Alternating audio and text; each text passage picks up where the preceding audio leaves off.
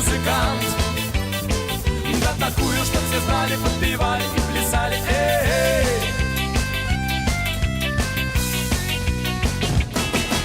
А это кто такой молодой, это с бородой? А родом видно солидный, прямо так и легко бабы. Да не рады на халяву ты пиноколаду. Ладно, посмотрим, поглядим, какой он в деле. Фу, слева, справа, ой, больно, право, не надо, довольно. Музыку давай, зажигай, музыкант. Да такую, чтоб все знали, подпевали и плясали. Эй!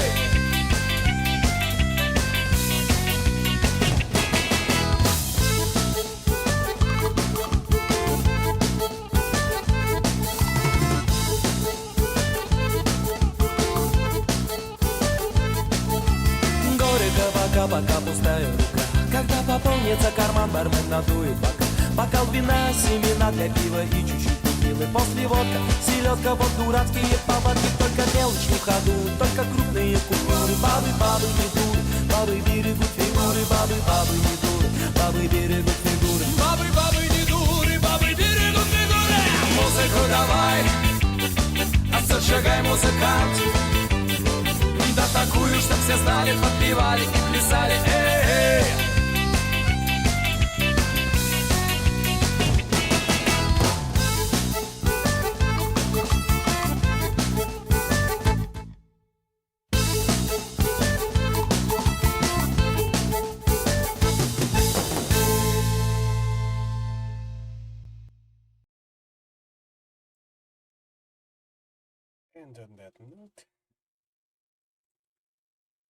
And on that note, I think we can start. So, good evening, afternoon, or whatever time it is of the day in your part of the world, and Merry Christmas or Happy Holidays, whatever you celebrate. Indeed, it is story time again. We're back at it with Play Nice. Just give me a second to remember as to what chapter we stopped. I think it was chapter 16, Redemption, as we were going through the story of Diablo 3. And now we are moving on to another project that made waves back in that day. Specifically, try to guess what exactly this one will be by chapter's title. Chapter 17, Card Games. That one, of course, will require its own soundtrack, so 1 second. And there it is. So, Chapter 17, Card Games. The first thing people always noticed about Ben Brode was his laugh, a resounding guffaw that would spread like a virus to anyone in its vicinity. Brode was tall, with a closet full of plaid shirts and facial hair that didn't quite connect. His mouth and eyebrows were so expressive that they sometimes appeared to move across his face like a cartoon character falling in love. I call him the mayor of Bantown, said a longtime colleague, Glenn Rain. We go into Starbucks and he's acting like he owns the place, knows everybody in there. His charisma is infectious. One day, Brode would become the gregarious public face of one of Blizzard's most successful games. But in the early 2000s, he was just a college student at UC Irvine who was working 2 jobs to pay the bills. One was at a pizza place, and the other was at a small video game startup that had promised him and a handful of other students equity if they worked for free. There, he befriended another student, Omar Gonzalez, who scored a job working as a tester at Blizzard Entertainment, which Brode was stunned to learn was located on his very own college campus. Gonzalez asked Brode if he wanted to join him at Blizzard, which he of course did. But Gonzalez was just a tester with no sway or power, so the two of them devised a scheme. Gonzalez, who worked the night shift, would order pizzas from Brode's joint late in the evening. Brode would take the deliveries and use them as an excuse to schmooze with the testing crew. I went over there a couple times, he said. When they opened the position, I applied for it, and I'd already met the hiring manager. In March 2003, Brode started working as a tester at Blizzard Entertainment. He helped hunt for bugs in Warcraft 3 and then in World of Warcraft, where he became a lead on the QA environment team and immediately began playing by his own rules. I was still working night crew, and eventually if you wanted a leadership position you had to move to day crew. But I really loved the crew I was with, he said. So I got them to agree to put me on the broad shift. I was the only person on the broad shift, 1 p.m. to 10 p.m. Broad loved testing games, which made him feel like Batman or Hercule Poirot, digging for clues and trying to figure out how things had been broken. But he had his sights set on a designer job. During his spare time, he'd tool around with Warcraft 3's level editor, building maps that caught colleagues' attention, like Worm War, a multiplayer twist in the classic game Snake. When an entry-level design position opened on the StarCraft 2 team, Broad immediately applied. They told him that there were only 2 available positions and that unfortunately, he was the 3rd best applicant. The good news, they said, was that they planned to open another spot and he could have it. Then a bunch of time went by, Broad said, and they hired a 3rd person who was not me. At the same time, Blizzard's burgeoning creative development department was looking for a new assistant. It wasn't game design, the department mostly handled marketing and licensed products. But to a demoralized Broad, it felt like one step closer to his ultimate dream. So he took the chance to leave testing behind. One of his first projects was to snap marketing screenshots for StarCraft Ghost. When that game was cancelled, Broad opined that they should release the impressive multiplayer component as a budget title on Microsoft's new online service, Xbox Live. But at the time, he said, Blizzard was not very good at jumping on opportunities. A year later, he started working on a new project, World of Warcraft trading card game, published by a company called Upper Deck that was best known for manufacturing baseball cards, but had recently branched out. To compete with giants like Magic the Gathering, Upper Deck director Corey Jones had pitched that they partnered with Blizzard to stuff each card pack with codes for outfits and pets that you could then download in the real World of Warcraft, incentivizing those millions of players to buy cards. Jones moved over to Blizzard, where he shepherded the card game for several years, and began pushing for the company to develop a digital version to make playing as frictionless as possible. We had trouble hitting critical mass, said Broad. The game was never going to become astronomical if we didn't have a digital client. Some of Blizzard's executives were skeptical about the idea, but Rob Pardo thought it was a worthy experiment. In 2008, Pardo hired Hamilton Chu, an industry veteran best known for his work as the lead producer of Halo, the record-breaking console game that had steered Microsoft's Xbox to success. At Blizzard, he became the Director of Strategic Initiatives, the business group responsible for a suite of projects such as employee surveys and later Diablo III Auction House. Soon, Chu was also putting together documents and spreadsheets for what they were calling WoW TCG Online, alongside another top developer who Pardo had recruited, Ray Gresko, an industry polymath and one of the founders of Nihilistic Software, the company that had originally helmed StarCraft Ghost.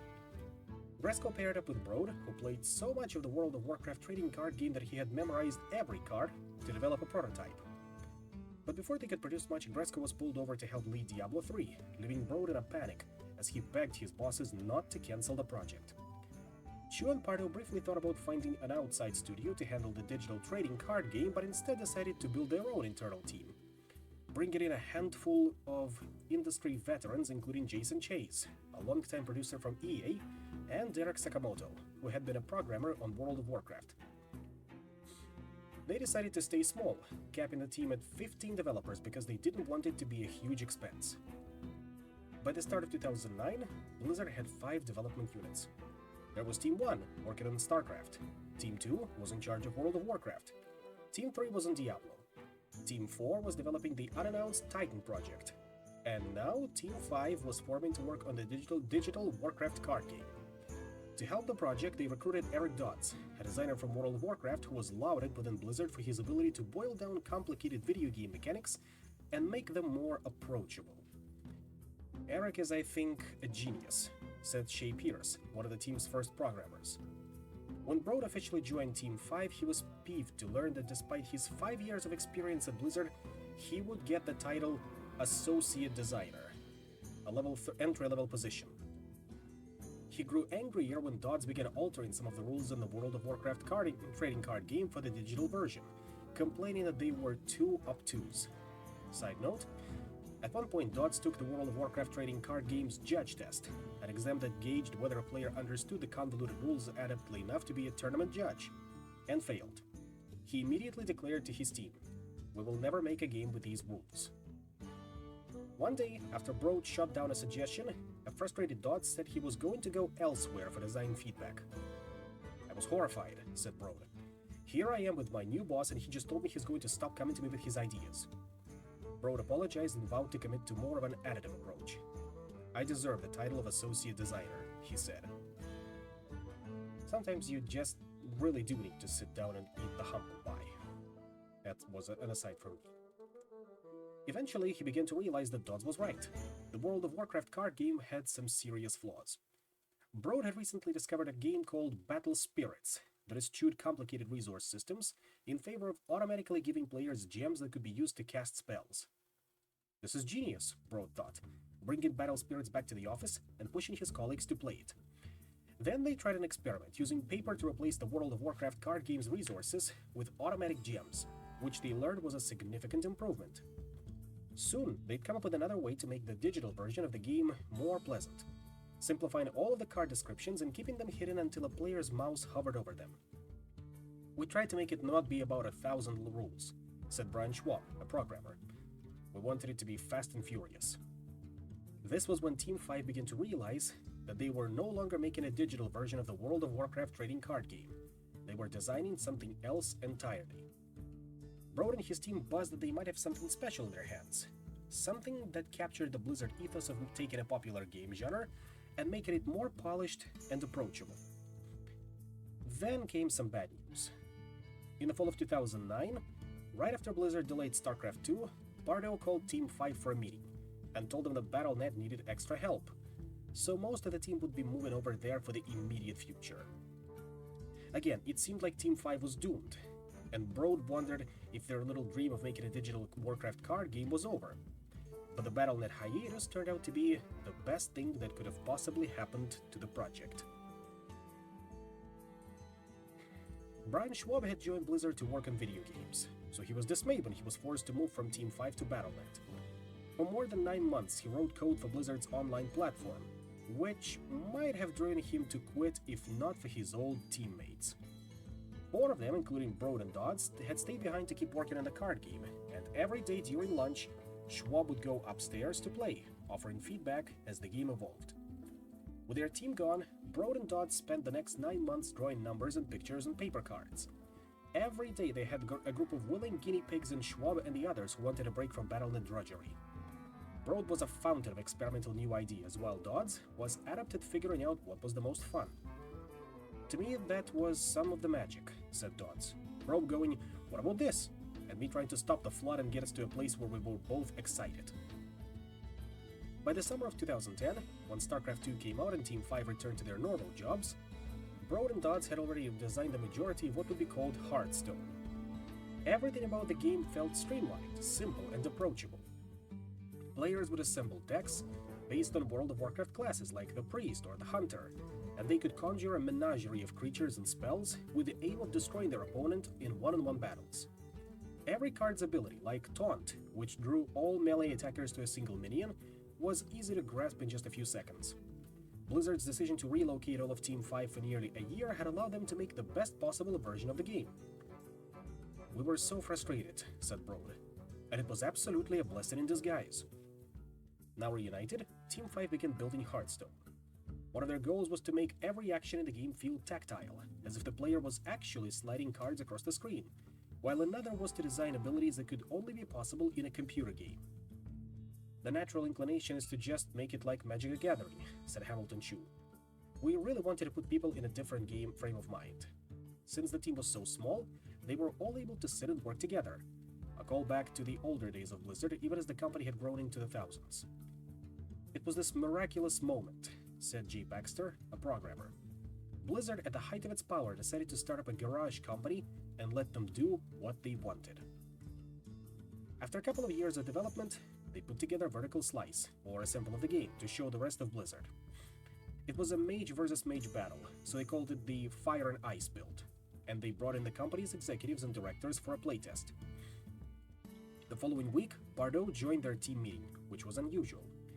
He stood up and congratulated them, declaring that Hearthstone had been greenlit. "I was thinking, I've been working on this game for 4 years, said Broad. "It wasn't greenlit this whole time?" As it turned out, many of the Blizzard's executives, especially Paul Sams, had been eyeing Team 5 with some skepticism.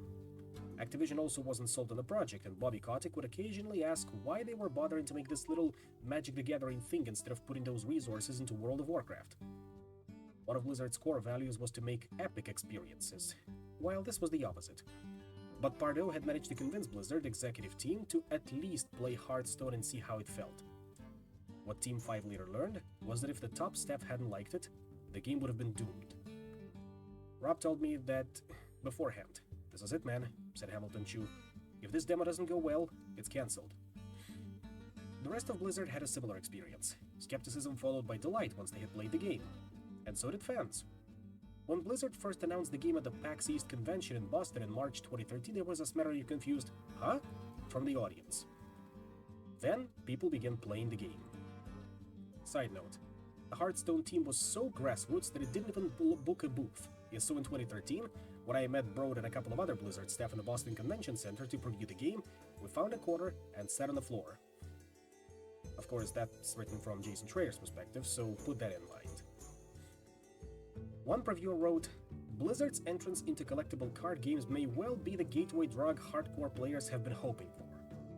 Back home, the Hearthstone team kept adding flourishes that they hoped would make the game feel polished. "Charming" was a word Dodds used constantly, said Mike Schweitzer, a programmer. People got sick of it, but it was the right thing to do. Dodds also pushed for the game to have what he called over-the-shoulder appeal, which he thought would make it a magnet for in-person observers, but wound up shining on Twitch, where millions of viewers flocked to watch players duel. Heyo!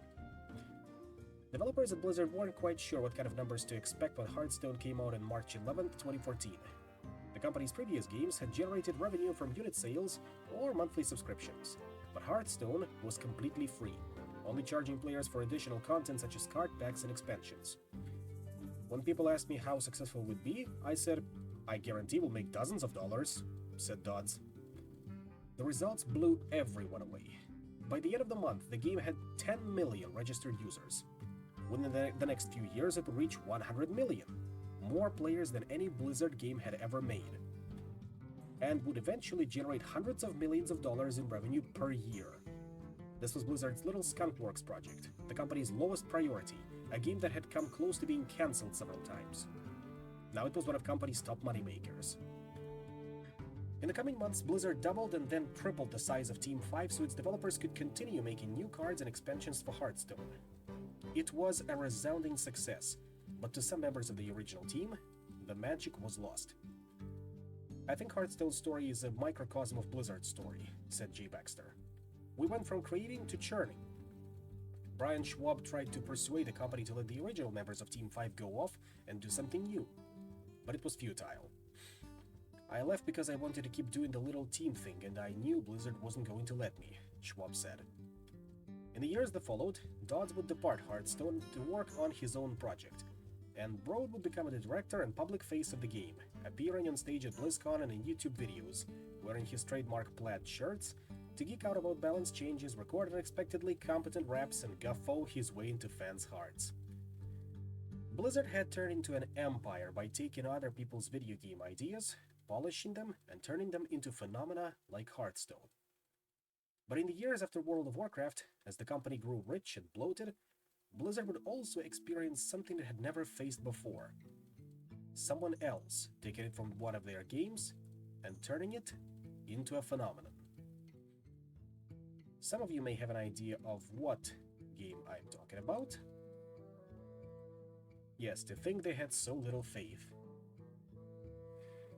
Sometimes it really does boil down to convincing the suits that your way is the right way, and not the highway.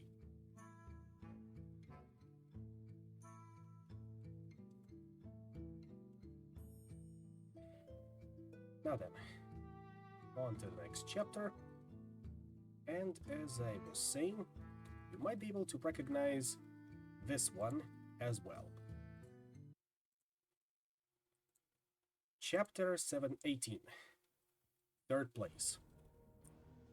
Back in 1995, Blizzard decided to stick a map editor into Warcraft 2, allowing players to use the same tools as the developers to create their own wild scenarios. For StarCraft, Blizzard implemented scripts that made it possible to construct levels just as elaborate as the ones in the official campaign. Players concocted all sorts of absurd creations, from epic recreations of Final Fantasy scenes to color-coded battle royales with characters named after The Simpsons. Many of these custom maps were silly gags, but some were inventive and genuinely fun. One of the most popular maps, called Aeon of Strife, featured two large armies waging war on a battlefield that was divided into three narrow lanes. Rather than commanding an entire army, each player would control a single hyper-powerful unit. These matches required less multitasking than a standard game of StarCraft, but proved just as exciting, because an individual player's actions could turn the tide of any battle. When Warcraft 3 came out, players flocked to another map, Defense of the Ancients, also known as Dota, which took the old formula and made it 5-on-5, allowing for more teamwork and competitive strategy. By 2005, Blizzard had noticed that hundreds of thousands of people were playing Dota and its spin-offs, and the company's top executives wondered if they should embrace the trend. They discussed creating an official version of Dota for Warcraft 3 or even developing a sequel in-house, then tracked down the main architect of the popular variant Dota All-Stars, who went by the handle IceFrog, and flew him to Irvine for a meeting. But IceFrog, a reclusive designer who avoided using his real name, arrived with a list of requests that Blizzard's executives considered unreasonable. He wanted full creative control, said Richard Hu, a designer on Team 1. Plus, World of Warcraft demanded everybody's attention, so Dota seemed like a trend they could safely ignore. My recollection is that Blizzard wasn't in a place to start building the game at the time, said IceFrog in a statement through his agent, so discussions never really got far at all. As you can guess, this was another fumble. At the same time, two business consultants in California named Mark Merrill and Brandon Beck were playing a whole lot of Dota and talking about starting their own video game company. By the fall of 2006, they had established Riot Games, with the goal of creating a single game that could be played endlessly. "We'd played thousands of hours of StarCraft, Warcraft 3, you name it," said Merrill. "And so we wanted to build games for players like us who really wanted that sort of incredible depth." The pair teamed up with another Dota modder, Steve Feek, to come up with a new game based on the map they'd all spent so much time playing. The result was League of Legends, which came out in October 2009. It played exactly like Dota, but it was a standalone product with frictionless matchmaking and a huge roster of original heroes. Merrill and Beck also made it free to play, gambling that by opening up the game to everyone, they could build up a huge audience, particularly in countries where players generally had less disposable income than they did in the United States. To generate revenue, the game would sell heroes, outfits, and other perks for small fees. Rather than moving to League of Legends 2, Riot would continue updating the game with new characters, outfits, and balance tweaks, ensuring that people played for decades to come. By the end of the year, League of Legends had more than 100,000 concurrent players, and 2 years later, Riot Games would sell a majority stake to the Chinese conglomerate Tencent for a whopping $400 million. Riot became a titan of the video game industry, with a sprawling campus in Santa Monica, and an army of recruiters who began calling Blizzard employees and offering to double their salaries if they came to work on League of Legends. Blizzard's executives were livid about the rise of Riot. In the past, they had outlasted direct competitors like Westwood and Sony Online Entertainment by making the most polished games on the market. StarCraft and Warcraft had surpassed Command & Conquer, while World of Warcraft blew away EverQuest. But now, there was a new player in Southern California that had beaten Blizzard at its own game. In the summer of 2010, as League of Legends took off, Blizzard was juggling too many projects to compete within this burgeoning genre. But Team 1 saw an opportunity to experiment when their designers were tasked with preparing BlizzCon demos for StarCraft 2's upcoming marketplace, which would allow players for the first time to sell their own custom maps for real money. It's a good thing I got tired of all of the tutorial. Bless your heart for that. Bless your heart. I still remember when I could run it on my old and crappy laptop that still used Windows XP. It took me legitimate minutes to get into the match, but I could do it. To demonstrate the power and flexibility of their map editor, StarCraft 2's designers would develop levels that fans could play at the convention, like a cooking competition called I Your Chef, and Left 4 Dead stand-up called Left to Die. Oh, I remember those original custom maps. And Left to Die was my favorite. One of these maps would smash together characters from the StarCraft and Warcraft universes in what was called Blizzard Dota. Who wouldn't love a fight between Kerrigan and Sylvanas? Designer Matt Gotcher said during a BlizzCon panel. You actually get to play as the characters you've gotten to know and love over the years. The timing was interesting. Shortly before BlizzCon, the Seattle-based video game company Valve had announced its own game, Dota 2, that served as a standalone successor to the Warcraft 3 mod. In fact, the real name for Blizzard Dota was Blizzard All-Stars. The company had tacked on Dota at the last minute to prepare for a future trademark battle. Side note, Valve and Blizzard would wind up in a court battle over the Dota trademark, handing it a settlement that gave Valve the rights to continue using the name. And they also had to redesign one of their characters. Skeleton King went to Wraith King. They made a whole event out of it. Remember that one? But that was an aside. To lead development, Valve had brought in an outside designer with experience in the genre who preferred to go by his internet handle, IceFrog. At the end of 2010, Justin Klimchuk was considering a move that had previously seemed unfathomable, leaving Blizzard. He'd started in QA 5 years earlier, then secured a spot on Team 1 during the development of StarCraft 2, which had required long hours, an acceptable prospect for Klimchuk when he was single and in his 20s, but less feasible now that he was older and looking to start a family. He was especially disconcerted when he heard Blizzard veterans say that StarCraft 2's overtime had been easy compared to what they'd experienced in the past. Plus, his current job as a data specialist on StarCraft was getting a little boring, and he was getting the itch to go independent. Just before Blizzard closed for winter break, Klimchuk went to StarCraft 2 director Dustin Brower's office to ask if he could take on more responsibilities. Near Brower's desk was a big whiteboard full of ideas and plans for the coming year, mostly related to StarCraft 2's next expansion, Heart of the Swarm. One item on the list piqued Klimchuk's interest: the words Mod Map Team. After New Year's, Brower called in Klimchuk and 2 other designers and gave them the scoop.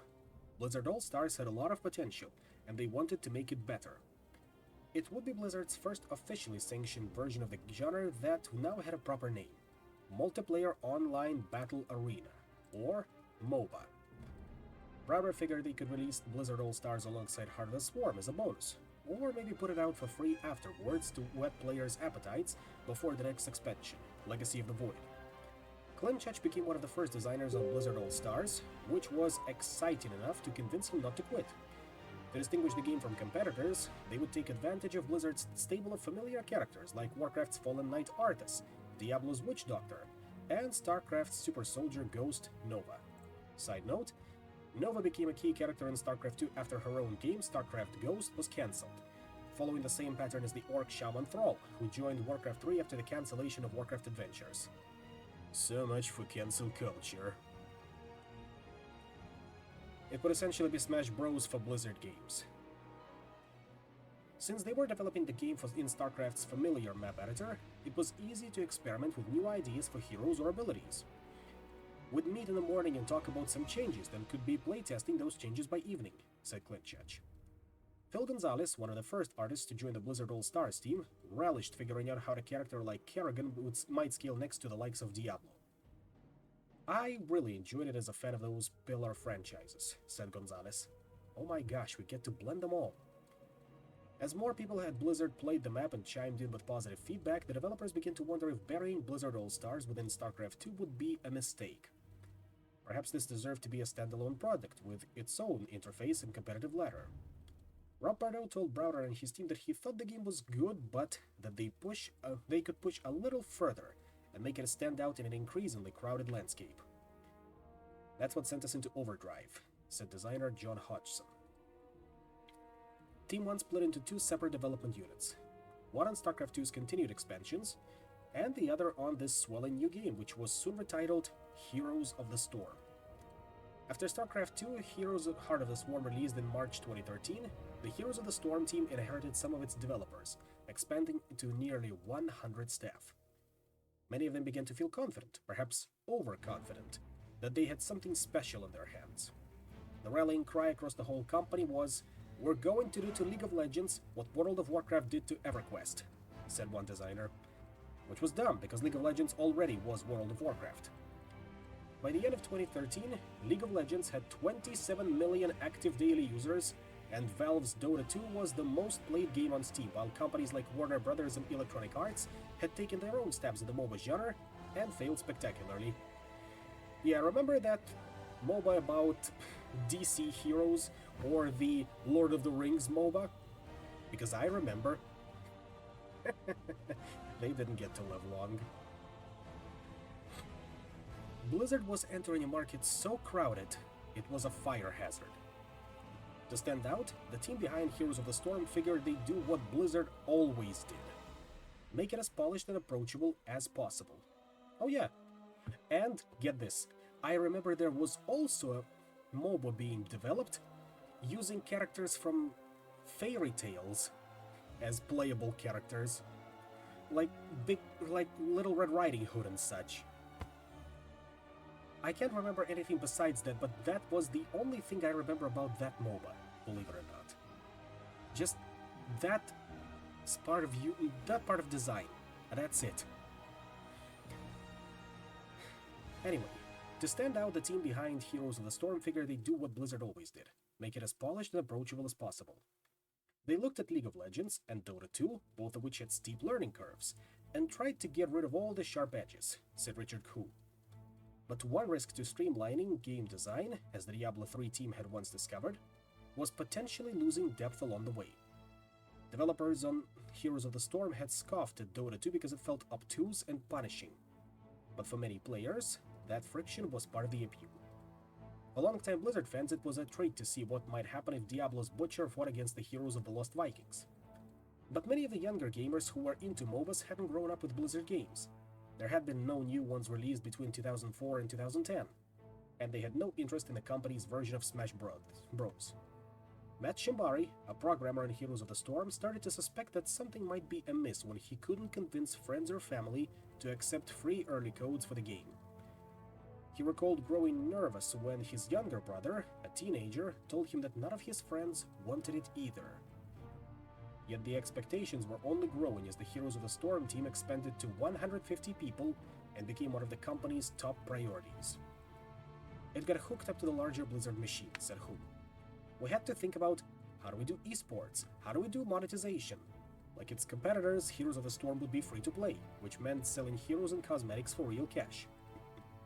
League of Legends and Dota 2 had both found so much success with that formula that Blizzard executives and their bosses at Activision had high revenue expectations for Heroes of the Storm.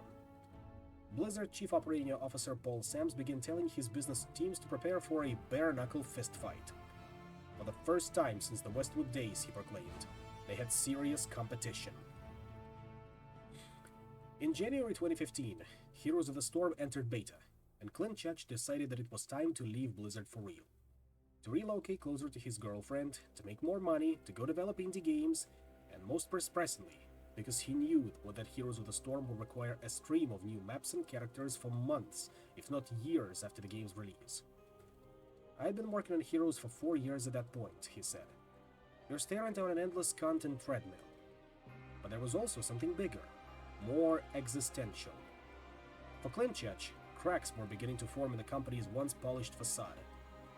I had a real sense that this is a very different Blizzard than the Blizzard I initially got hired at, he said. The longer I stay, the higher the chances of bad memories. There were little things, like perks that seemed to be disappearing. In the past, each employee would receive multiple free tickets to BlizzCon. Now they were lucky to get one. Where the company had once taken employees to Vegas to celebrate the release of each individual game, now they were combining multiple launches into a single wrap party. I definitely had a real sense of decline happening around me, Clint Church said. If you squinted a little, you could kind of figure out how Heroes of the Storm was performing. Activision Blizzard's earning report for the first quarter of 2015 fiscal year proclaimed that Hearthstone and Activision's Destiny had a combined 50 million registered players and 1 billion in revenue. The next quarter, they added Heroes of the Storm to the numbers too, declaring that the three games had now signed up 70 million players and generated 1.25 billion in revenue. In other words, Blizzard's MOBA had somewhere between 0 and 20 million players and made anywhere from $0 to $250 million.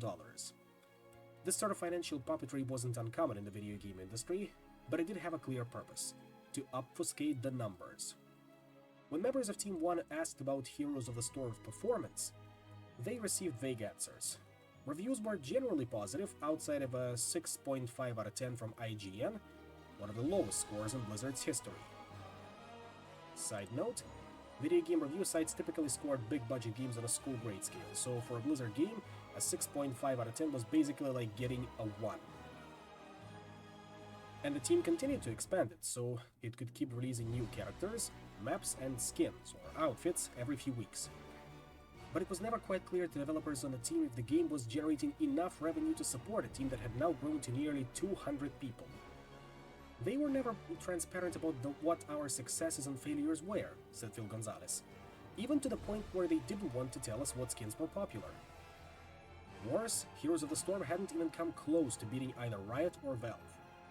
Blizzard's top decision-makers had quietly accepted that they would never actually surpass League of Legends, but they had hoped to at least beat Dota 2.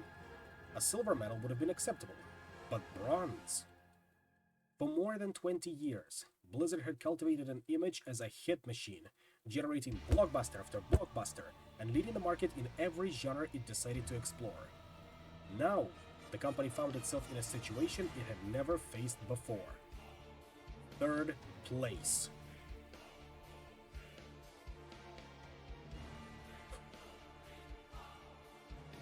And now, we're going to be approaching a chapter that has been published as a free standalone at about a month before the book's official release. Chapter 19, Titan. Nearly a decade before Heroes of the Storm failed to dethrone League of Legends, Blizzard's developers had a different target in their sights: World of Warcraft.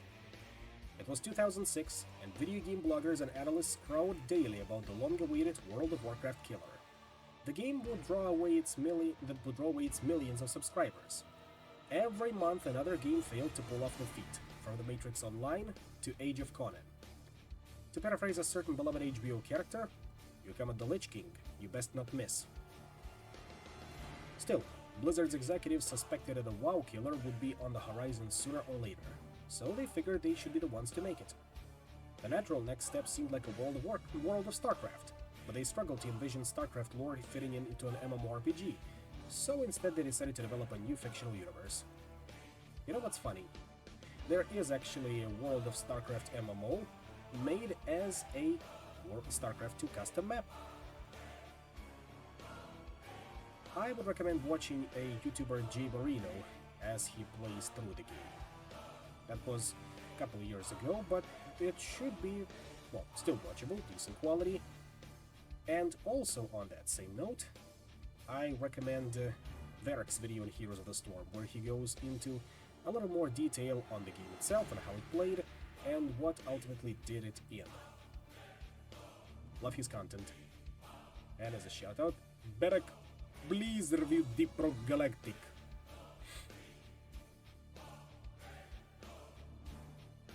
Now then, where was I? Rob Pardo began gathering a small team of the company's top developers to incubate this project, with the hope of gradually bringing over the best designers, artists, and programmers from World of Warcraft. Leading the way would be the people who had been at Blizzard since 1990s. Chris Metzen would pen the story, Shane DeBeery would lead head production, and Justin Tavarat would be art director on the new game, which they called Titan. Every day the group would hold long lunches to bounce around ideas for the look and theme of Titan, which would be unlike anything they'd done before. Grounded near-future sci-fi, rather than space or high fantasy. How do you follow up on the biggest game ever? Tavarat said. Couldn't see how, and we could outdo the same formula. Other video games like Half-Life and Fallout painted a grim dystopian picture. In contrast, Titan would feel bright and optimistic, perhaps attracting people who wouldn't normally play Blizzard games. We were really excited about appealing to a broad audience, Tavarat said.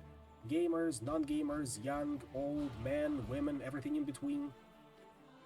Titan would be set on an alternate version of Earth in the 2070s. The hook was that it was essentially 2 games in 1, with players taking control of superhero-like characters who lived normal lives during the day and secretly battled against evil forces at night. An early presentation showed the player, as a professional chef, popping a dish into the oven before going off on a secret mission. When they returned, the dish was perfectly cooked and ready to serve. A couple of years into development, Titan had a small but growing team of engineers, artists, and designers who would meet for brainstorming sessions every week. Their unit, which they called Team 4, was envisioned as an all-star team, bringing in the best staff that Pardo could find both within Blizzard and from elsewhere in the industry. People in other Blizzard teams would look over in envy, sometimes begging for a spot on what would be company's first brand new franchise in more than a decade. But behind the shiny veneer of this new team was a nasty political battle. A long-running feud between two of the company's top executives that was growing uglier every day. Chris Metzen and Rob Pardo never had seen eye to eye. Metzen was a boisterous, emotional artist with a fountain of story ideas, while Pardo was quieter and more analytical, with a head for game design and an aloof demeanor. The two had first worked together as creative leads on StarCraft's expansion, Brood War, then paired up to help steer Warcraft 3 and World of Warcraft. Both grew increasingly powerful at the company, becoming vice presidents when Ed Hembers retired in 2004. The success of their creative collaboration was hard to deny, although to Blizzard staff who worked with them, it felt like parents about to get a divorce. We'd just sit there for a full hour and watch Metzen and Pardo argue, recalled one developer on StarCraft 2. Metzen would say it should be pink, Pardo would instantly say it should be blue, and only an idiot would make it pink. It was painful to watch. During Titan, their battles were more muted but just as frustrating for observers. At least on Warcraft and StarCraft they'd had a clear vision and years of established lore. Now they were starting with nothing but a blank piece of paper and a desire to make the next big MMORPG. Metzen would hold brainstorming meetings and fill up whiteboards with ideas, only for Pardo to insist that they weren't good enough. There was a lot of fishing around and we couldn't really land anything, said one early designer. We're rocking, doing all this stuff, and then it's just getting erased because Rob's not liking it. People who worked with the pair quickly learned that they had divergent visions for what Titan should become. Metzen wanted to create a superhero universe like the Marvel and DC comics he loved, with godlike figures duking it out in the skies and streets, while Pardo wanted characters to be more like secret agents, spies with superpowers who worked in the shadows to protect the world from insidious threats. As a result of these battles, Metzen left and returned to the project multiple times, which created more chaos and confusion. Titan cycled through several writers, each with their own take on the game's lore and story. The core fantasy of the world was constantly changing, said Jacob Repp, an engineer. As the Titan team expanded, bringing in veteran developers from across the video game industry, they built an endless number of prototypes for the civilian portion of the game. Fishing, farming, photography, gardening, hacking. This non-combat section, which they called Titan Town, was essentially Blizzard's take on Animal Crossing or The Sims. Players would be able to deck out a house with furniture, run a business, and go on quests in their neighborhoods. During playtests, the Titan team found that some of these game mechanics were fun in isolation, but nobody could envision what game developers called the core loop, or the sequence of actions the players would spend the bulk of their time doing. It always felt like it was right around the corner, said Tavarat. Right around this milestone, this is where things will come together. The combat side felt more coherent but was facing its own issues. Each player would be able to select from one of a handful of superhero classes, like the Speedy Jumper, who could teleport short distances, or the Sharpshooting Ranger, who wielded a powerful sniper rifle. I think you recognize these characters from somewhere else. Players could group up with friends to battle through dungeons or fight one another in team-based competitive battles. These matches could be fun in bursts, but the Titan team struggled to figure out how to keep the players engaged over long periods of time. During the interviews with the financial earning calls, Blizzard executives hinted to the public that they were working on a next-generation MMO. A leaked slideshow even revealed the name Titan to the outside world, which led reporters to probe Morhaime and Pardo for more information on the project. Bobby Kotick touted the game during investor presentations and Hollywood parties, occasionally bringing Blizzard developers to meet celebrities like Tom Brady.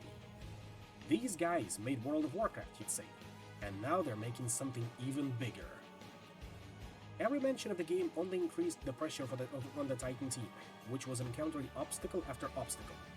Riot Games was using all that League of Legends cash to poach Blizzard's staff, including at one point nearly the entire animation team. And the underlying technology behind Titan, all designed from scratch for this project, was hampering their progress, whether it was laggy incomplete tools or a faulty version control software that would sometimes prevent the team from working for hours at a time. The industry had evolved since the days of Warcraft and Diablo, when video games had simple 2D art and could be programmed by a dozen people over the course of a year or two. Technological advancement made video games look more beautiful every year, but they also ramped up the complexity of development. By the 2000s, teams were swelling to more than 100 and their games might take 3 years or longer to produce. The larger a game team grew, the harder it became to coordinate tech, develop a consistent art style, and execute on a single, coherent vision. Team 4's artists drew concepts for Titan's colorful classes and futuristic cities, bright, idyllic versions of regions like Eastern Europe and the Western United States.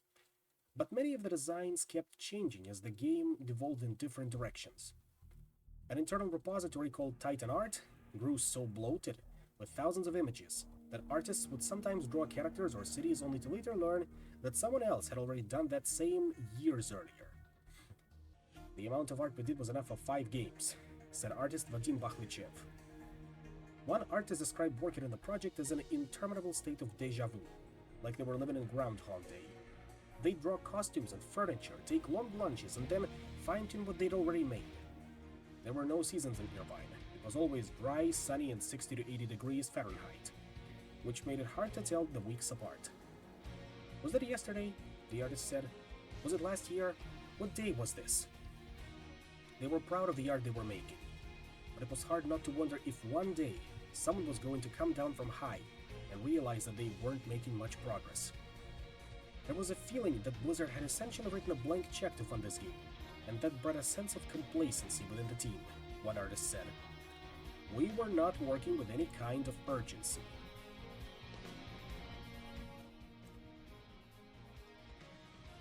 Making games was always hard.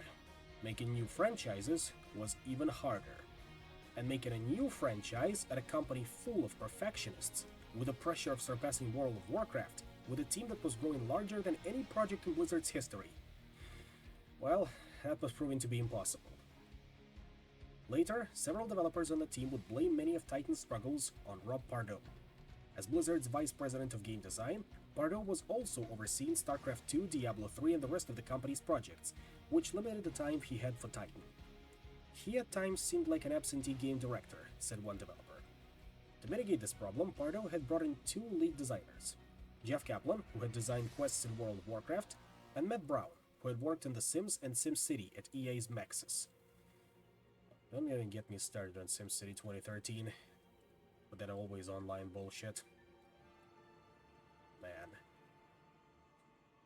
But Pardo remained director of the project and would occasionally jump in with feedback, forcing the team to change course and potentially throw out months of work. I think when you want to lead something, you have a responsibility to lead, said Connie Griffith, who worked as an assistant to Pardo. And if you are not able to give it your full attention, you need to relinquish control.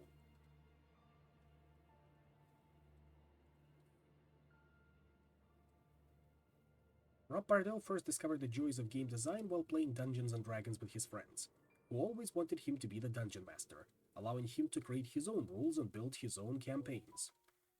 When he wasn't crafting fictional universes, he was gravitating toward anything competitive. Ice hockey, Risk, video games. He took pride in being the best at anything he played, a trait inherited from his father. He is probably competitive to a fault and instilled that in me, Pardo later said on a podcast. He'd never, ever let me win. So if I beat him, it was legit. And if I started winning at some activity we're doing, well then mysteriously we would stop doing that activity. Wow. Growing up an only child in Southern California, Pardo had first wanted to be a film director but decided it was unrealistic, so he went to UC Irvine intending to become a lawyer. Then while working at an electronics store, he saw a colleague apply for a game testing job at Interplay and followed suit.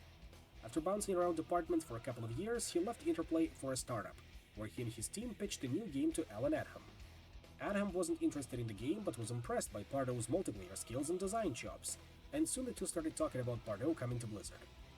Adham hired Pardo in 1997, although there wasn't a formal job for him just yet. Instead, Pardo sat with the QA department, played early builds of StarCraft, and wrote up his thoughts on balance between the 3 races. Some of his new colleagues looked over and wondered, who was this kid sitting with the testers and telling them what to do? It was soon clear, as Pardo was promoted to become the top designer on StarCraft's expansion, Brood War. that he was being positioned as Adham's successor. And when Adham left the company in 2004, Pardo took his role as lead designer of World of Warcraft. After that, Pardo would oversee every game Blizzard made.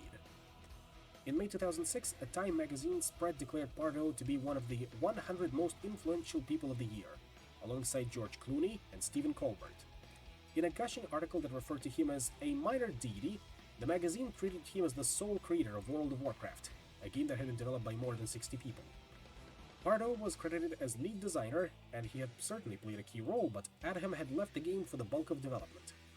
Yet the accolades were breathless. Pardo didn't invent this kind of game, he merely perfected it, the magazine gushed.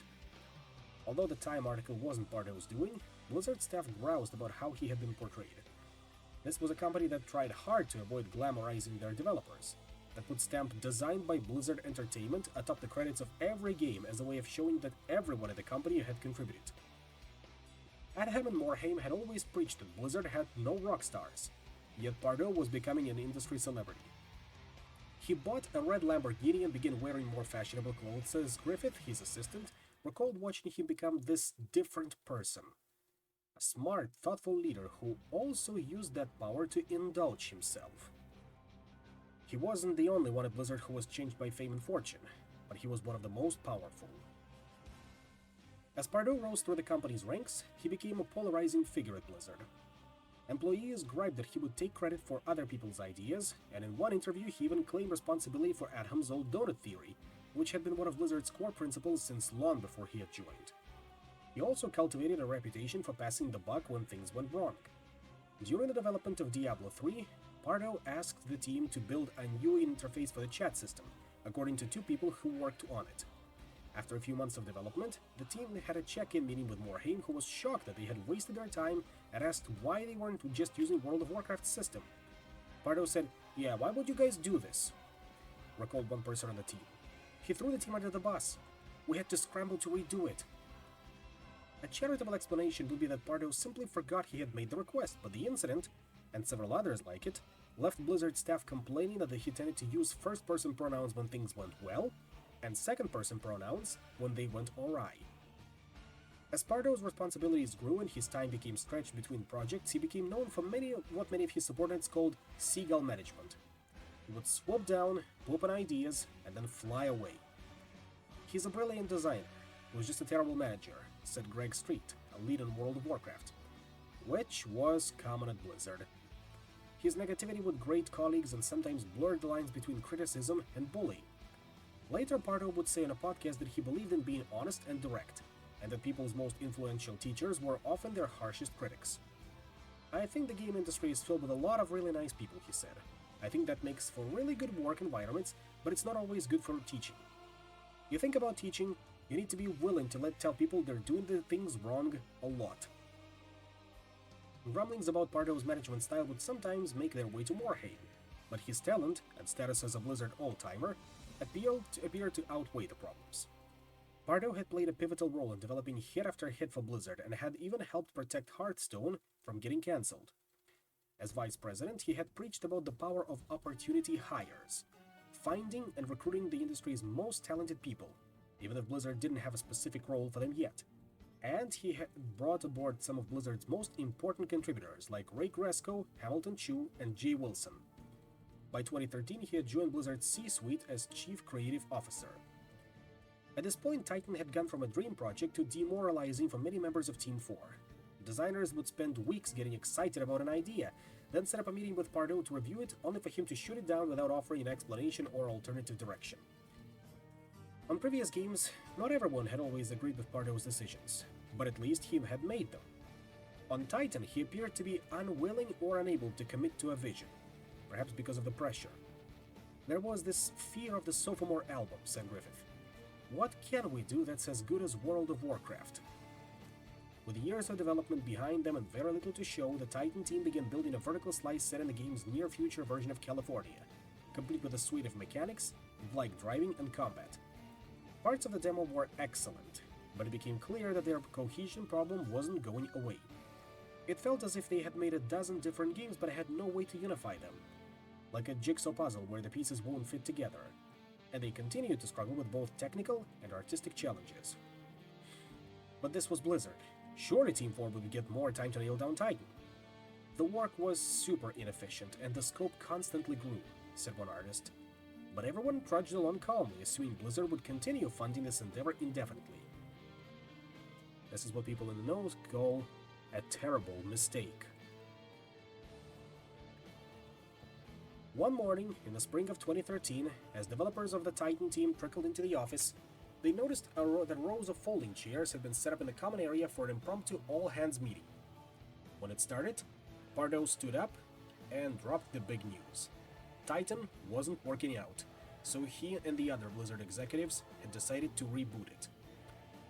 For Justin Favaret, the art director, this was bittersweet news. On one hand, they were throwing away countless hours worth of work from his nearly 7 years of the project that would never be seen. On the other, he recognized that Titan couldn't keep going the way it was headed. It was tough, Favaret said, but there was also a little bit of relief. At the end of the day, Titan cost Blizzard around $80 million, according to people with knowledge of the financials. Many of its staff moved to Blizzard's other teams, while a few were laid off. Jeff Kaplan, Chris Metzen, and a handful of other artists and engineers stayed behind to try to figure out whether Titan's remains could be salvaged. Later, Pardo stood up in front of the company, tears in his eyes, as he gave a presentation about why Titan had failed. He noted that he should have done more about the game's technical and artistic problems, which Team 4 members saw as a backhanded way of blaming other people for the game's issues. The last straw for some. The longtime Blizzard designer had stewarded a lot of great games and was Morhaime's heir apparent, but now he had lost the trust of Blizzard's other leaders. Several executives and directors, including Metzen, demanded that he be removed from a position of leadership. They didn't want to report to him anymore, didn't want him overseeing their new projects. But Morhaime may have been still haunted by his decision to remove Mike O'Brien as leader of Warcraft 3 back in 1999, which had led to the departure of 3 top Blizzard programmers and the creation of ArenaNet, a significant competitor. In retrospect, Morhaime would tell confidants he felt like he should have taken a more diplomatic approach back then. Now he didn't want to repeat the same mistake and drive away one of the people who he believed was most integral to Blizzard's success. Problem was, by doing nothing, Morhaime would drive away a group of other people who were integral to Blizzard's success, as Paul Sams and other executives tried to make clear during a series of lengthy conversations in the weeks that followed. Pardo took a sabbatical as Morhaime and his team tried to determine his future at Blizzard. At first, they talked about potentially shifting his responsibilities, but after a few months, Morhaime met with Pardo and told him it would be best if he resigned. In the summer of 2014, Pardo announced that he was leaving Blizzard, saying publicly that he had made the difficult and bittersweet but ultimately exciting decision to pursue the next chapter in my life and career. The failure of Titan will have ripple effects for years to come.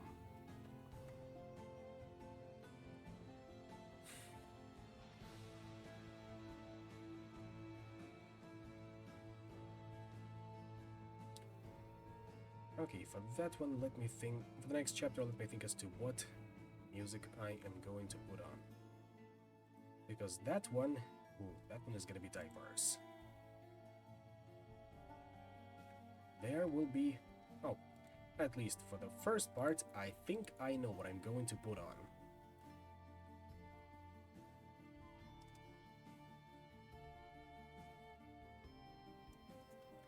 So let's stop that one. And now,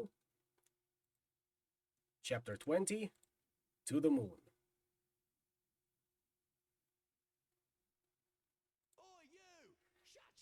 As Titan was falling apart, Bobby Kotick was fighting a battle for his corporate future. Back in 2008, when Activision and Vivendi merged to form Activision Blizzard, Kotick relinquished control of the company he'd let out of bankruptcy. He retained the CEO job and oversaw Activision Blizzard's day-to-day operations, but Vivendi owned the majority of shares. A few years later, the French conglomerate was again struggling, facing an overwhelming amount of debt and market confusion over its long-term strategy, as both a telecommunications and entertainment company. With its stock tanking, Vivendi ousted its CEO and began hunting for liquidity, telling press that it planned to sell off its $8.1 billion stake in Activision. Kotick and his longtime business partner, Brian Kelly, saw an opportunity and began canvassing potential investors for a deal that would allow them to regain control of the company. At the beginning of 2013, Kotick and Kelly made a formal proposal.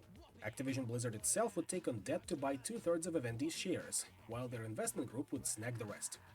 To evaluate the deal, the board hired an outside banking firm that subsequently opposed Kotick's offer, according to court documents filed later, suggesting that it would give him and Kelly disproportionate influence on Activision Blizzard's future. The committee began exploring other options, including selling the rest of Vivendi's shares through a secondary offering or restricting Kotick and Kelly's voting power to less than 10%. This was unacceptable to Kotick, who said he would only agree to the deal on his terms. The bank JP Morgan, which was underwriting the loan that would allow Activision Blizzard to buy two-thirds of Vivendi's shares, backed up Kotick's position by threatening to walk if he resigned. Wall Street bankers loved the audacious CEO, who had led Activision Blizzard to generate more than $4 billion in revenue per year. In the tense weeks and months that followed, both Vivendi and the board made other counterproposals, but Kotick refused to budge. Vivendi executives mulled over firing Kotick, suggesting in emails that they'd have support from at least one other board member if they did.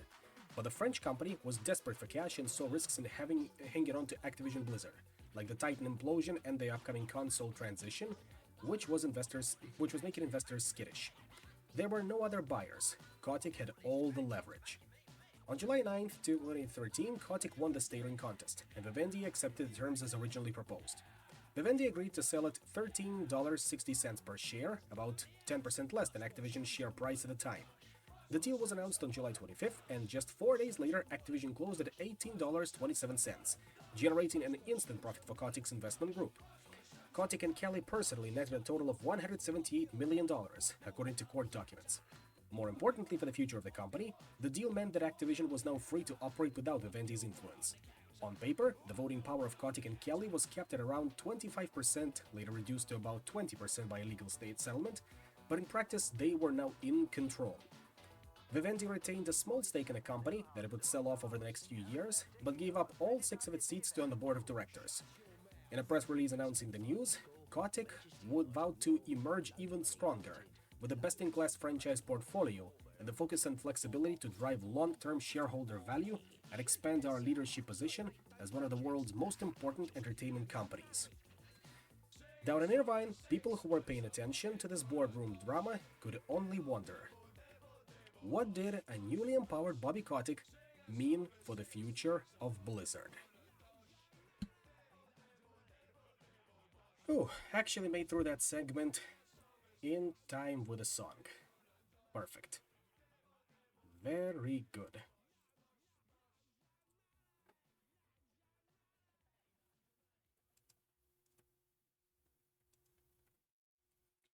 And that means we can switch over to the another soundtrack by now, which should be sure, this one. When Greg Street first started at Blizzard in February 2008, it seemed like World of Warcraft would never stop growing. Street, a veteran designer who became popular among fans for his frequent posts about the game balance on the company's message boards, had joined to work on a second expansion, Wrath of the Lich King. As they prepared to release the third expansion, Cataclysm, which would overhaul the entire world of Azeroth through a series of apocalyptic events, Blizzard announced that the game had reached 12 million subscribers. There were more people paying monthly for World of Warcraft than there were buying just about any other game on the market. And this was peak, as an aside from my end. This is the absolute peak of World of Warcraft. But then the inevitable happened. World of Warcraft began to decline, first to 11 million subscribers, then to 10 million. Players were upset with some of the changes in Cataclysm. The world felt too empty, the dungeons were too hard, and loudly voiced their discontent. Suddenly, Kotick and other executives were showing up at Team 2 meetings to talk about retention and engagement, while Morhaime promised on investor calls that they would work to produce content more quickly. The solution they decided was to add new areas, quests, and characters to the game on a more rapid cadence. It was obvious for everyone to look at, said Street. When did we get money, subscriptions? It was when we shipped an expansion.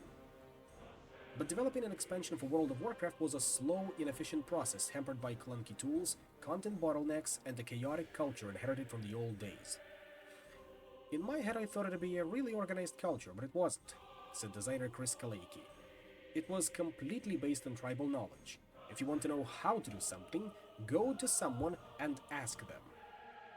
For each new expansion, the design leads needed to figure out a setting and theme, be it an invasion of demonic hordes or a sojourn to an Asia-inspired continent full of sentient panda bears, and work from there.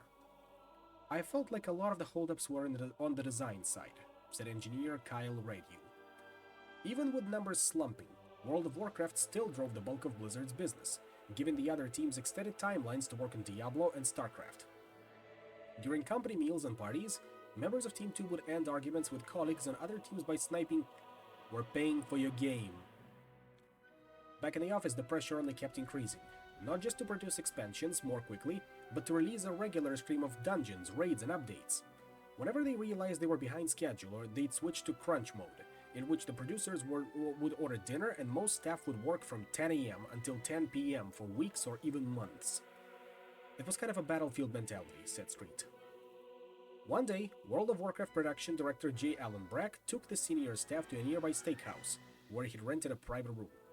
As they scarfed down T-bones and filet mignons, Brack began paraphrasing a famous speech from John F. Kennedy. "We choose to go to the moon in this decade and do the other things, not because they are easy, but because they're hard," and revealed that Blizzard would be embarking upon its own ambitious moonshot plan to release a new World of Warcraft expansion every year. Their expansions typically took about 2 years to make, so they hoped to double the size of the World of Warcraft team and divide it into 2 units, each alternating so they could stagger new expansions every year. But as the old saying goes, 9 women can't make a baby in a month. More people couldn't solve their efficiency problems, and hiring new designers and programmers just inflated their ambitions for each new expansion. "A lot of people get really excited about all the content they can do now that we have so many people," said Eric Braddock, an artist. So the work ballooned. Then they would face the same problem they'd been facing for many years. Whatever was next on the schedule needed as much help as possible to get out the door.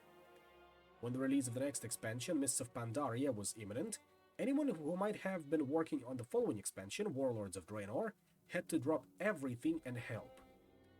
It wasn't a bad strategy. It was an ambitious strategy, said Street. But it totally failed. We never were able to hire enough leaders to get the second team up and running. Bobby Kotick couldn't understand Blizzard's inability to release World of Warcraft expansions at a faster pace, grumbling that the company was failing to serve its players. Since the early days of Activision, he had filled his corporate suite with executives from consumer packaged goods companies like Procter & Gamble in hopes of driving more efficient production. Wall Street predictability was something Bobby was looking for, said Dusty Welch, who worked for Nestle and Dole before joining Activision. During the early days, Kotick often used an acronym called SPEED: Stability, Predictability, Efficiency, Equity Building, Development of Organization. Wait, that reads SPEEBDO. But fine, go off, Bobby. He wanted his games to be good, but he also wanted them to be predictable, to fit neatly into Activision Blizzard's fiscal calendar so the company could show growth from year to year. One of Kotick's favorite stats was the comparison between Activision and the stock market at large.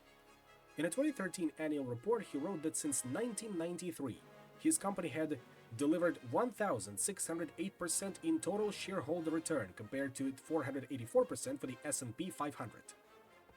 It was a stark contrast to Blizzard, whose leaders saw schedules as malleable and were always willing to delay games, although Activision executives liked to joke that Blizzard actually shared that desire for predictability. If they agreed to a deadline, you could rest assured they'd miss it. Kotick was once asked by a journalist what made Activision so successful. He responded by describing his company as ruthless prioritizers of opportunity, a mantra that concisely summed up how Activision had done business for previous 25 years. Kotick had spent decades betting on video games that had, in his words, the potential to be exploited every year across every platform, and the floors of his company were littered with the corpses of franchises that had been sucked completely dry. Whenever Activision released a hit game, Kotick would greenlight sequels and spin-offs to be released as quickly as possible, no matter what it meant for the game's long-term health. Back in 1999, Activision had found unexpected success with Tony Hawk's Pro Skater, a skateboarding game that let players ollie and kickflip to a killer pop-punk soundtrack. Kotick acquired the game's developer, Neversoft, and they began producing new sequels every fall.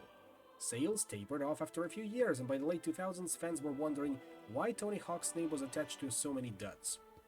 In 2010, the critic Kazem McDonald wrote that Activision's original mistake was probably in making the Tony Hawk series annual, noting that fans grew exhausted of the formula by the fourth game. It's been faltering since then, making ill-advised forays into novelty without doing anything creatively brave, declining consistently in quality, she wrote. Mick West, a co-founder of Neversoft, said the company never questioned or even regretted the decision to go annual, until much later, after the fifth or sixth games, when he departed. There were concerns that it was getting harder to be more creative in a limited time frame, West said. But Kotick's demand for annual franchises wouldn't be abated. In 2005, the Boston-based company Harmonix released a game called Guitar Hero that allowed players to pretend to be rock stars by tapping buttons on plastic guitars.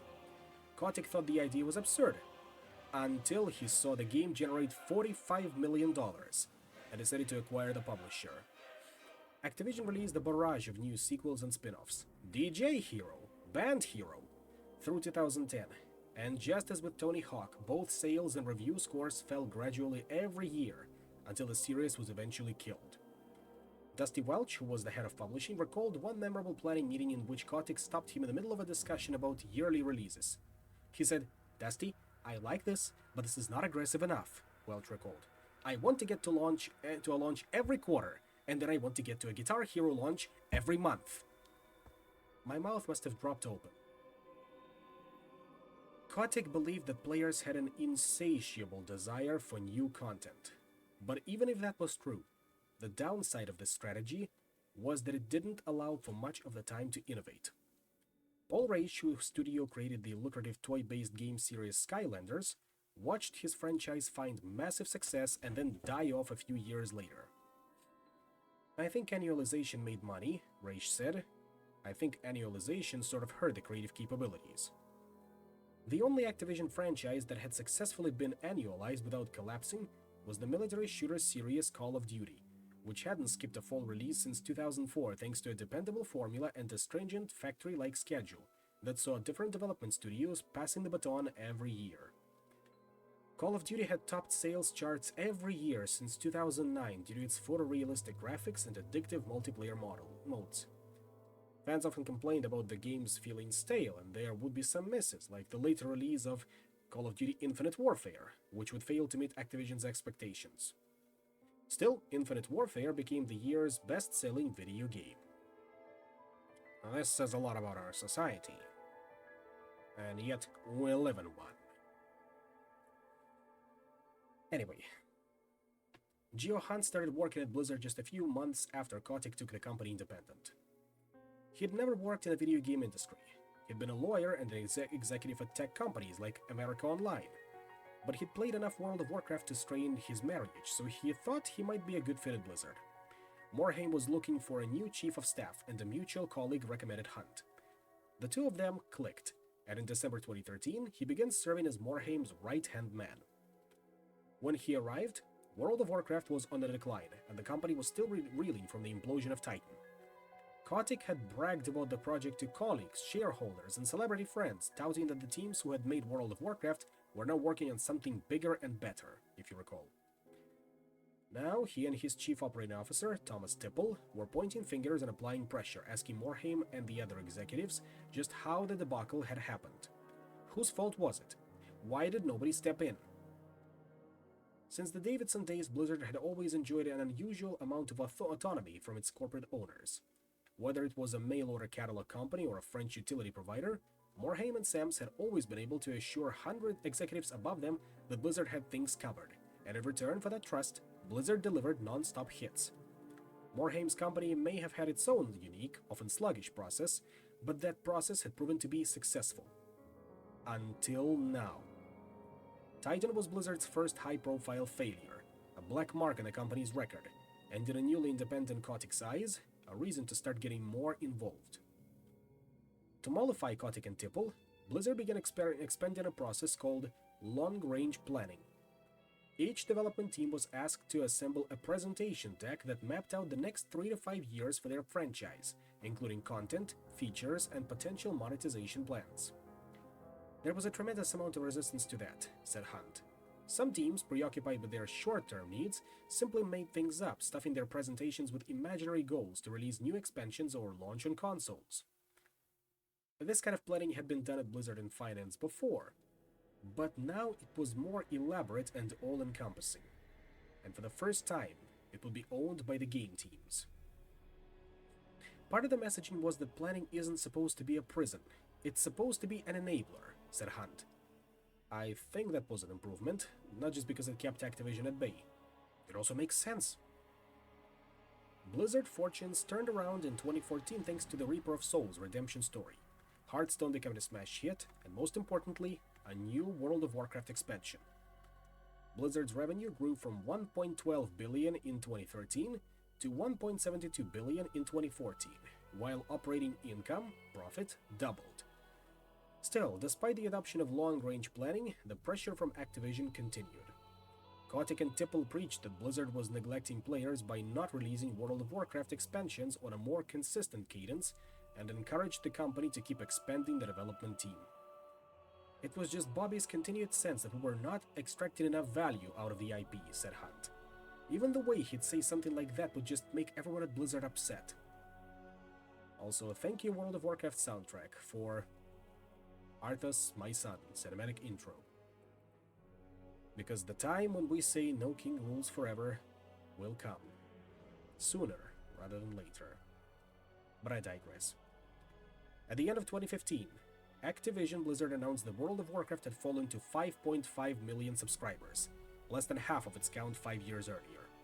The company also declared it would stop reporting subscriptions, as there are other metrics that are better indicators of the overall Blizzard business performance. World of Warcraft was still enormously profitable, but it was clear that the game had peaked, and attempts to speed up the development of expansions weren't working.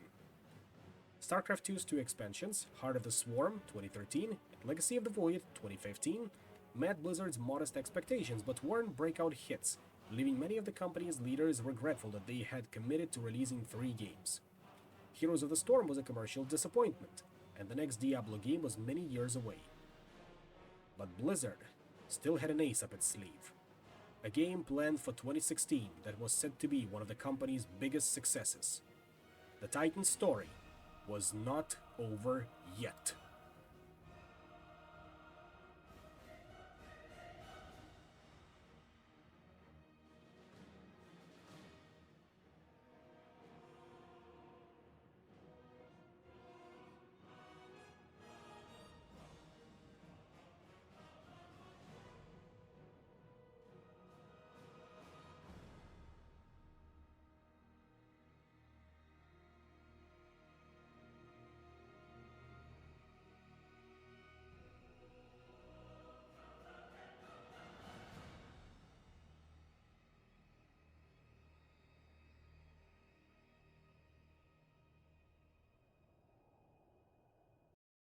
Slightly off for the timing on that one, but hey, I did let it play out for the dramatic purposes. And now I'm gonna put on a different soundtrack, one thematically appropriate.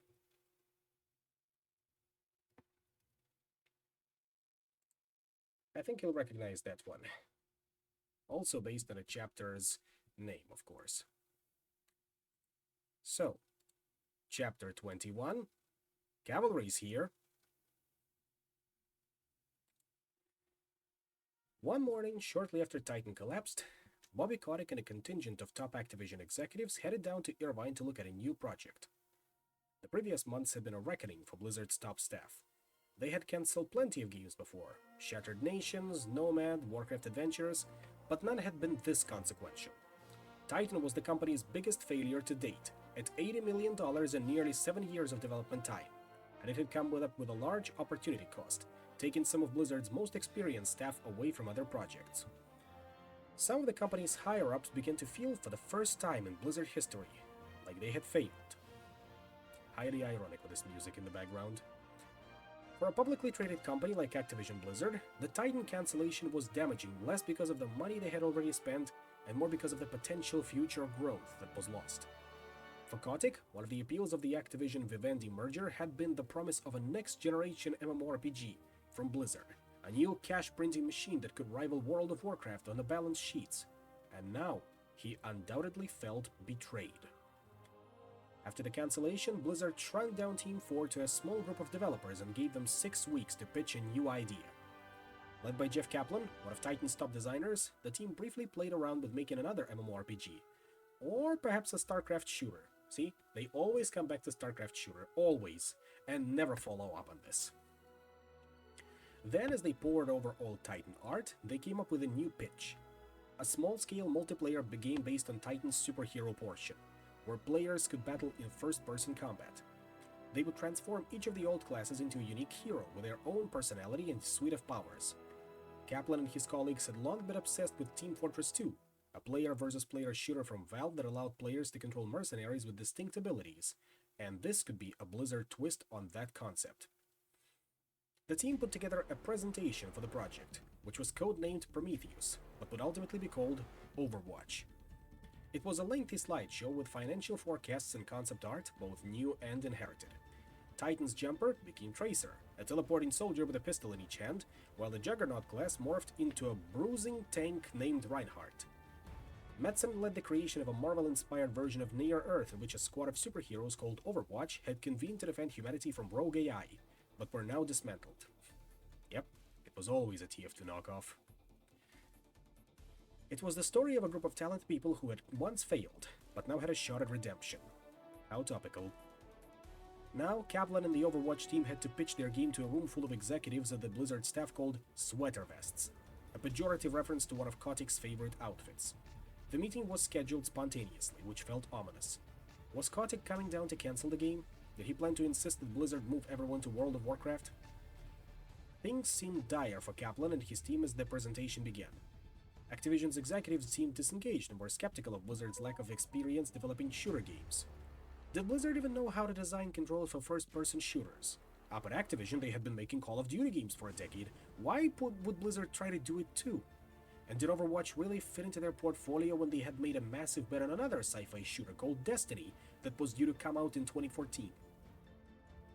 As the tension grew, Kotick began staring at a key piece of art that Overwatch artist Arnold Tseng had drawn. A team photograph of more than a dozen heroes. There was the angel-like Mercy with her staff and big gold wings, the armored ape Winston whose furrowed brow hinted at unexpected intelligence, and many more, from hulking titans to nimble snipers. Kotick looked and looked. Everyone in the room was quiet, waiting for their charismatic, intimidating boss to say something. Finally, he spoke up. These are the most unique characters I've ever seen. I love these guys. Meeting the confused glances of his executives, Kotick explained that he believed these heroes were distinct enough to bring the shooter genre to a broader audience. It became about the art at that point, Kaplan said later in a Blizzard art book. Kotick was especially charmed by Torbjorn, a diminutive engineer with a mechanized weapon suit and a bushy yellow beard that split into 2 braided ends. Blizzard staff would later share sneering stories about this revelation. Torbjorn? Unique? The guy who looked just like a Warcraft dwarf? But for now, they just needed to nod and agree. The entire tenor of the meeting changed as the other Activision executives followed their boss's lead, and the Overwatch team went back to work with a newfound optimism. But behind the scenes, Kotick still wasn't entirely convinced, complaining to Morhaime that Sams that Blizzard's best people should instead be working on releasing World of Warcraft expansions every year. As one Activision executive would later frame it, if a kid really wants to go to Disneyland, then first they have to do their homework. Morhaime convened with his inner circle and decided it was worth the battle, then told Kaplan and the Overwatch team to keep working.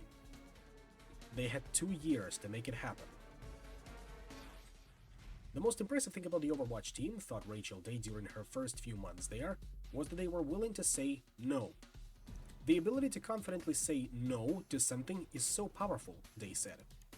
On Titan, the answer to just about every question had been affirmative. Paralyzed by unparalleled ambition, overwhelming pressure, and unlimited resources, the team was willing to explore any idea that seemed worthwhile, from house customization to joy rides around the streets of San Francisco Grand Theft Auto style. Now, they had a clear vision, a constrained timeline, and the ability to turn down anything that seemed superfluous for a hero shooter. The added pressure of, you guys have to prove yourselves now, definitely have made that team say no to a lot of things, they said. Day had started at Blizzard a few years earlier as an intern in QA, where she was the only woman in a group of 10. She received her first taste of sexist workplace treatment when a manager had to bring his kids to the office and asked Day to spend the day babysitting them. Oh, you found the one woman, she recalled thinking. Still, she stuck with the company, eventually scoring a job as a visual effects artist on Diablo 3, where she stayed through Reaper of Souls, sprucing up the graphics of runes and fireballs. When she learned that Diablo 3 wasn't going to get a second expansion, she followed a friend to Overwatch, where she was immediately hooked. The Overwatch team is the kind of development experience that you only get once, said Day. That alignment, that cooperation, that true magic. Early in development, Kaplan sat down Day and the other few women on the team and told them to come to him if they ever felt uncomfortable. He made it a very welcome open space, she said. In the beginning of 2014, when Day started, Overwatch was just a few basic prototypes and half-finished characters. By the end of the year, as they prepared to reveal the game at BlizzCon, they built a full demo, with a dozen heroes that players could be able to take into 6-on-6 combat. No game at Blizzard had coalesced that quickly since 1990s. On November 7th, 2014, Chris Metzen took the stage at the crowded BlizzCon Theater in Anaheim, California, to announce the game. In jeans and a black and red hoodie, he paced back and forth while working the crowd, asking how many had played each of Blizzard's franchises. Warcraft, Starcraft, Diablo, Hearthstone. At a moment like this, it strikes me, he said to the audience, it has been something like 17 years, if my math holds up, since Blizzard opened the door to a new adventure. Metzen choked up as the moment appeared to hit him. The weight of Titan's development, his battles with Pardo, and the failure that had haunted Blizzard. 17 years is too long to wait, he said to raucous applause. And, my friends, the wait ends now. Then came a short film, an introduction to the fallen group of elite superheroes called Overwatch, followed by a set of scenes fashioned after a Pixar movie, featuring two brothers in a museum. One younger, excited to see his favorite heroes, the second, older, more cynical about the now shuttered Overwatch task force. Then the heroes popped out.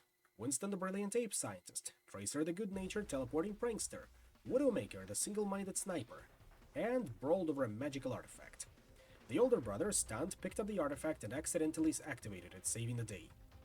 As he handed it to Tracer, she offered what would become one of Overwatch's most memorable slogans. You know, the world could always use more heroes. Fans were exhilarated, taking to message boards and comment sections to express their excitement for Blizzard's first new franchise in nearly 2 decades. BlizzCon attendees loved what they played, while the video trailer racked up millions of views online. Whereas Heroes of the Storm had struggled to catch up to its competitors, Overwatch already seemed like such a dominant force and that it was making the rest of the market nervous. Veteran designer Cliff Bleszinski, who was leading a game called Lawbreakers, that was similar in several ways, wrote in his memoir that when the Overwatch trailer went live, one of his artists offered a pithy declaration. We are so fucked. Over the next year, director Jeff Kaplan became an internet celebrity, winning fans over with his nasal cadence and palpable love for the game. Every few weeks, he would promise upcoming features and address fan feedback on the Overwatch YouTube channel, where audiences were hooked by his nerdy charisma. He was an absolute natural in the front of the camera, said social media manager Griffin Bennett. One player, who went by the handle DynaFlask, racked up millions of views on YouTube by mashing together clips of Kaplan to create absurd declarations. I think I'm gonna put on one of his videos, so give me a second to bring it up, and this will be good.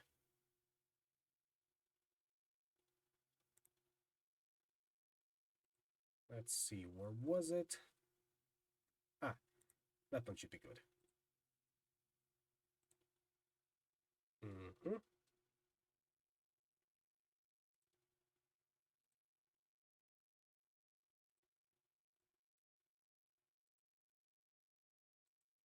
And there we go. Might be a little loud, so we'll see about that. Something that I hear a lot from people is competitive play is completely unbalanced. But the reason you get matched, against the best pro gamer, esport enemy team, and you feel like your teammates, they're all playing the game with no hands, is because all of us on the Overwatch team at Blizzard, we feed on your negative experience. So we want you to feel really frustrated and angry. Basically, I want you guys buying loot boxes in the store when your skill rating goes down. We want this to be a thing where after that, humiliating competitive games, you go to a store, oh man, maybe I'll be lucky enough to get a cool player icon. So we've announced Tracer is a gay character.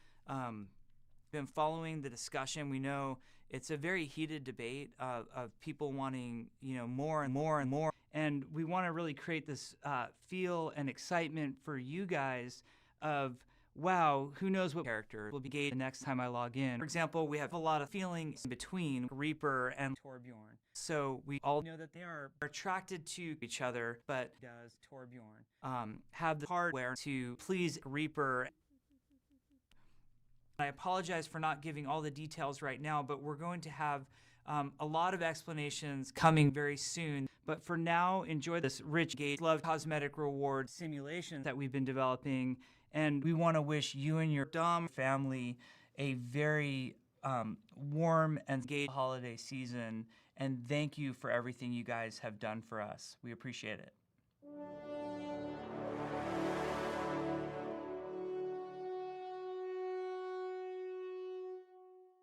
This presentation is going to cost you $300. But yeah, that was pretty good. It was clear that they had a hit on their hands. Even people who didn't normally take to first-person shooters seemed interested in Overwatch because of the game's diverse cast and vibrant universe, just as Justin Tavaret and the Titan team had hoped all those years ago. The game itself wouldn't feature much story. There was only so much time for characters to chat between shooting matches, but Metzen still wrote pages and pages of lore, retaining the old Titan themes of optimism and superhero grandeur. James Wog, a writer in Blizzard's creative development department, by the way, to avoid further confusion, that last name is written as W-A-U-G-H, but I will still pronounce it as Wog, pitched that they'd make comics and short films for each character, using the company's powerhouse cinematics team to tell stories that couldn't fit into the game. It was this beautiful, harmonic moment, said Wog. Different disciplines coming together, trusting each other. Internally, Kaplan liked to use the expression crawl, walk, run to refer to their plans for Overwatch as a franchise. They'd start with this first game, which was limited to player versus player multiplayer, then add a story and computer-controlled enemies for the sequel before culminating in an Overwatch MMORPG that would finally execute on the vision of Titan. But for now, they would stay focused. Thanks to the coherent direction, team chemistry, and the work they'd inherited from Titan, the process was smoother than just about any game Blizzard had made before. It was a strangely easy development cycle, said animator Michael Biancalana. Having been at numerous companies, in different projects, this was the least drama-filled. At the beginning of 2016, Kotick met with Morhaime and some other Blizzard executives and told them he had concerns about Overwatch's marketing. This was the first time Blizzard had ever released a game for both PC and consoles, and on the same day, and the data showed that despite all the BlizzCon hype, many customers weren't aware that Overwatch existed. Retailers told Activision Blizzard that there was little demand for the game, and that they didn't plan to stock many copies. We knew it was really good, said executive Geo Hunt, but we did not have the brand awareness around it. Kotick encouraged Blizzard to bump Overwatch back from its planned May release to November, to hit the all-important holiday season release window. But the developer team was resistant, saying they didn't want to sit on a finished game for an extra 6 months. Morhaime said he would stand by his developers and keep the May release date, even if it meant scrambling to get the game in front of more eyeballs. The Overwatch marketing team, led by veteran John Heineke, began an unorthodox blitz that included events at conventions, TV spots, and a heavy focus on the upcoming beta. WOG and the cinematics team crafted a series of videos that felt like Pixar short films, pulling at viewers' heartstrings by telling poignant origin stories about the game's reluctant soldiers, fallen heroes, and sibling rivals. You can probably guess what characters they're talking about in there. The videos aired during hit shows like Better Call Saul, and went viral across the internet, reaching both longtime Blizzard fans and curious newcomers.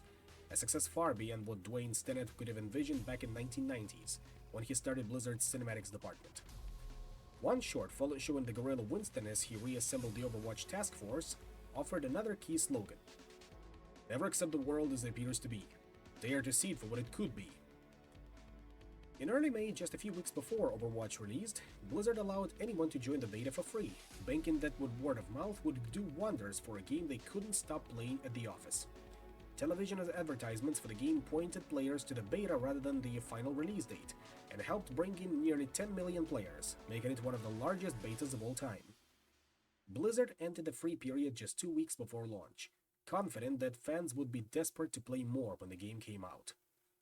The strategy worked. Overwatch launched on May 24, 2016, and became the fastest-selling game of the month. In December, it won Game of the Year at the industry's biggest award show, the Game Awards, and after a year, it had become a billion-dollar franchise. It was such a smash hit that during one Activision Blizzard board meeting, Kotick stood up and led a round of applause for Morhaime. From the failure of Titan had emerged one of the most successful games in Blizzard's history. But the win was not enough to keep Activision from getting more involved with Blizzard. If anything, the success of Overwatch had just made the Blizzard cow seem more ripe for milking. Way back in 1998, when Mike Morhaime first took the reins as president of Blizzard, he was a programmer who didn't know much about how to run a business, so he leaned on Paul Sams as his partner. As Blizzard grew, Sams oversaw business operations, eventually becoming the company's chief operating officer, but no matter how much power he accrued, he demanded that his division stay in its lane. Marketing, community, finance, legal, any departments that weren't making video games existed to serve the ones that were. Executive producers of the game teams had all the power, and developers were explicitly told by peers not to discuss money or business during meetings. This is Blizzard, people would say. We only talk about what's fun for players.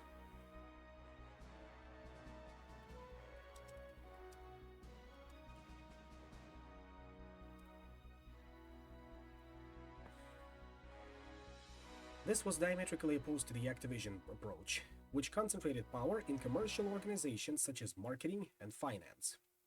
After the merger, Sams told subordinates in colorful language that if anyone from those departments at Activision reached out and tried to offer feedback or interfere with Blizzard's operations, they should contact him instead.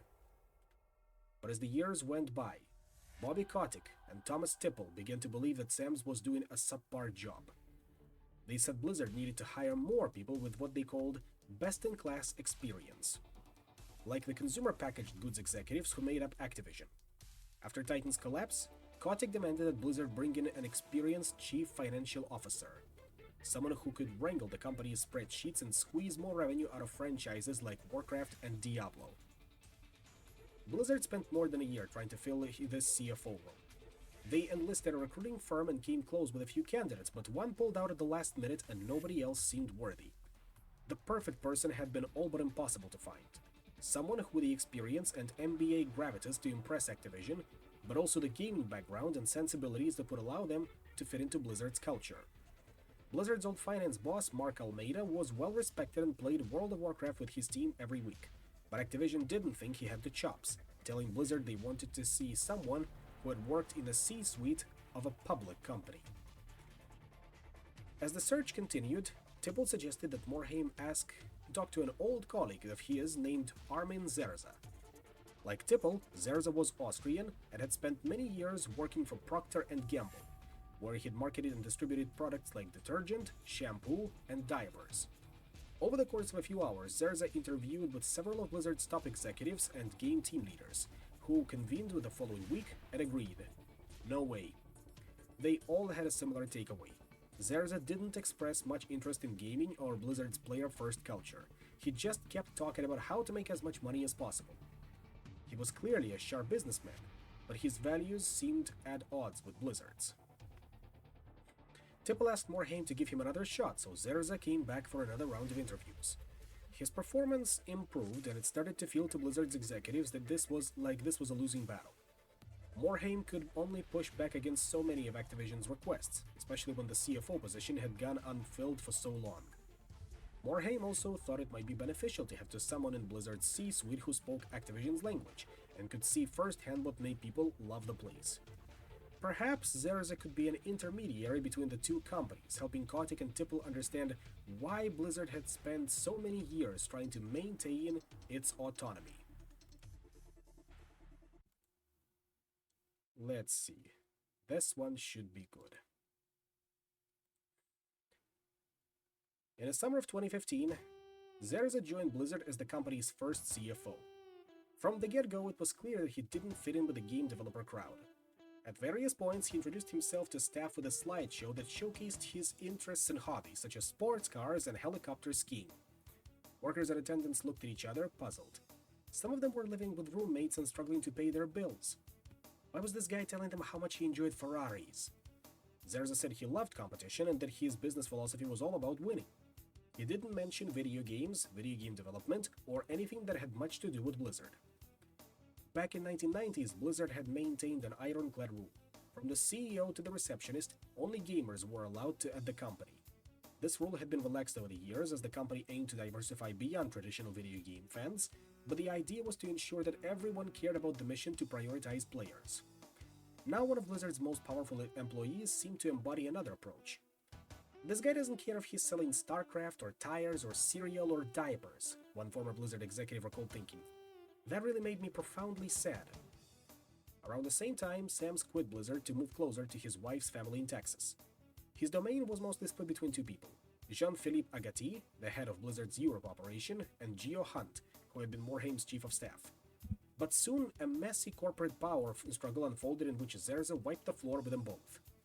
He was willing to go behind people's backs, talk shit about us with Bobby all day long, said Hunt. He out-politicked all of us. Blizzard staff would joke that Zerza, with his thick Austrian accent and direct way of speaking, seemed like a James Bond villain, but his actions were as a savvy operator more closely resembled Game of Thrones. Zerza said he wanted to build Blizzard a world-class finance department, begin bringing in new employees with Ivy League MBAs and backgrounds at firms like McKinsey. Suddenly, finance people who had otherwise been relegated to the background were pivotal parts of Blizzard strategy meetings, asking why Hearthstone wasn't pushing players to buy card packs more often, and why they weren't selling maps and heroes for real money in Overwatch.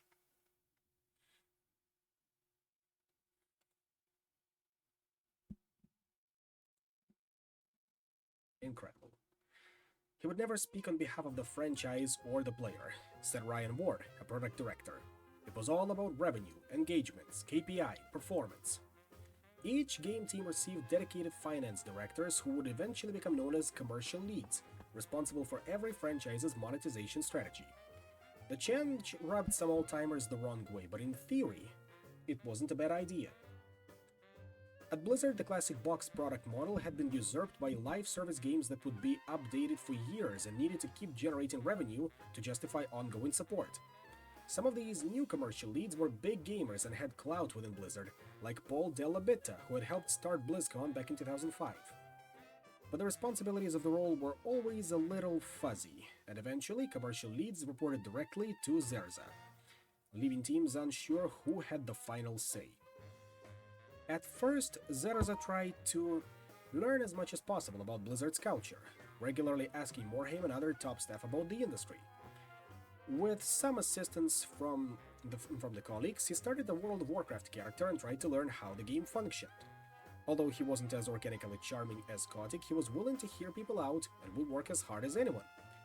But when he didn't care for someone or their performance, he made that clear. Blizzard employees grew frustrated over his blunt speech and his tendency to express completely different opinions to different groups of people, telling staff in a meeting that he agreed with that idea, only to later eviscerate it in private.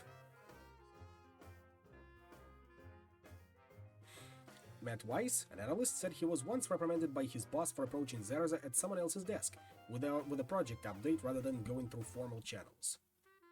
Armin would put an ice on an ice front, nod and smile, Wise said, but then he'd go, remove this man from my sight. Members of the Business Intelligence Department, which handled analytics for many of Blizzard's games, were soon told they reported into Zerza and that they were expected to have business school degrees. He said, well, you can't be in a finance org without an MBA, so you guys should start looking for work, said Nikki Broderick, a project manager. Zerza questioned why the company was putting any resources into the games that weren't performing as well, such as StarCraft 2 and Heroes of the Storm, and why they weren't finding more ways to monetize them. He seemed perplexed by any team or department at Blizzard with low profit margins, such as BlizzCon, which cost tens of millions of dollars but didn't make much money. Of course, I do that accent. Wow, I'm Big John. Come on, kill me. Do it now, girly man. It's still a ways away, but hey, it's nice to put it on once in a while. Blizzard managers tried to explain that having their own convention was a unique opportunity to serve their community. Even if it wasn't a profit center, it was a massive gain for their brand, a marketing opportunity for their products, and a morale boost for both employees and players. Zerza suggested they kill it. Because of his corporate history, Zerza arrived with a completely different mindset from anyone else in Blizzard's boardroom. He frequently made analogies to shipping commodities at Procter & Gamble, asking why, say, Blizzard couldn't just speed up development of a game by opening a new office, as he had done to ship soap more quickly in Brazil or Argentina. Across 2 decades working on brands like Crest and Huggies, Zerza had never needed to think about the strengths of a company like Blizzard. It was hard to imagine people flying thousands of miles to attend shampoo conventions or meeting lifelong friends through a shared love for their favorite toothpaste bottles. In the coming years, as Zerza consolidated more power, staff began to grumble that he was just an avatar of Kotick, there to serve the CEO's will, a reasonable if not 100% accurate characterization. Occasionally, Zerza would disagree with Kotick and push back against budget cuts, according to people who were in meetings with them both. Back in 1994, Alan Adham and Mike Morhaime had agreed to sell to Davidson & Associates only because Bob and Jan Davidson had assured them that they would be able to make games in whatever fashion they saw fit. In the decades that followed, as Blizzard bounced between corporate parents, Morhaime had become revered for his ability to protect Blizzard's developers. Guided by trusted lieutenants such as Paul Sams and Mark Almeida, Morhaime always made the same promise. Blizzard games might be late, but they would always be critical and commercial hits. Now, after the Titan debacle, Activision's executives felt like they could no longer trust that promise. World of Warcraft had completely transformed Blizzard, evolving from a simple video game studio into one of the industry's biggest corporations. Years later, Kotick's ongoing interest in Blizzard's operations and the rise of Armin Zerza were about to have a very different kind of impact. A new era of Blizzard Entertainment was about to begin. And that was the end of part 2 of the book, which was Fall. Next time, we'll be starting part 3, Future. Remember, things are only going to get worse from this point on, so stay strapped. And I will see you all on a Saturday night, where we'll continue more Torchlight. But now, of course, I'd like to thank you all for coming, and I will see you all next time. Good night, and peace out.